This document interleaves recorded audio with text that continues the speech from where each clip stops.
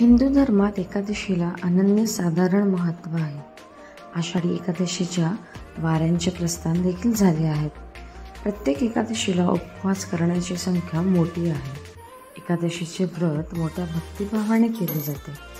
ज्येष्ठ महिन्याच्या कृष्ण पक्षात येणारी एकादशी म्हणजेच योगिनी एकादशी नावाने ओळखली जाते, जी मंगळवारी 2 जुलै रोजी आहे. त्यामुळे या एकादशीचे काय महत्त्व आहे हे जाणून घेऊयात पौराणिक विद्या अभ्यासक सूरज सदानंद मुशेळकर यांच्याकडून. आज आपण जाणून घेणार आहोत योगिनी एकादशी या व्रताविषयीची माहिती.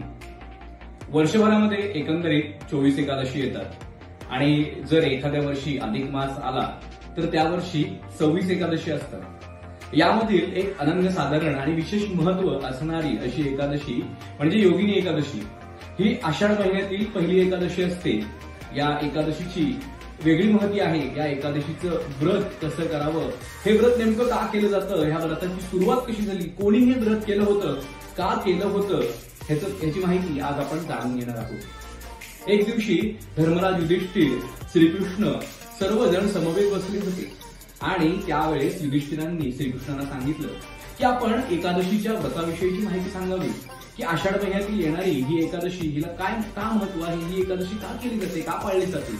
तेव्हा श्रीकृष्णांनी सांगितलं की जे देवांचे राजा देवादी देव ज्यांना लक्ष्मीचे जे जनक आहे, ज्यांच्याकडे अप्रमाणामध्ये लक्ष्मी आहे, असे कुबेर महाराज ते शिवाचे भक्त होते.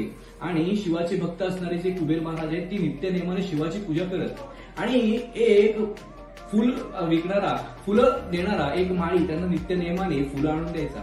परंतु एक दिवस तो माळी आपल्या पत्नीसमवेत खेळत होता आणि त्यांच्यासोबत चर्चा करत होता आणि तो कुबेर महाराजांना फुलं नेऊन द्यायला विसरला. त्यावरून कुबेर महाराजांना राग आला. त्यांनी त्या माळ्याला अत्यंत बोलवण्याची, जलद गतीने बोलवण्याची आज्ञा केली आणि त्यांच्या आज्ञेप्रमाणे त्यांचा दूत त्या माळ्याला घेऊन आला.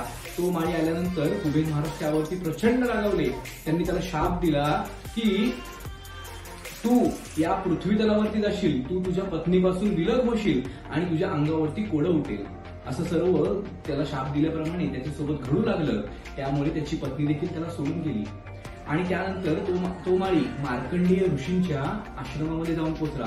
मार्कंडेय ऋषी म्हणजे ज्यांचा जो आश्रम होता तो संपूर्ण ब्रह्मदेवाच्या सभेप्रमाणे होता. इतकं महत्व मार्कंडेय ऋषींना होतं आणि त्यांनी जाऊन मार्कंडेय ऋषींना ही सर्व गोष्ट सांगितली.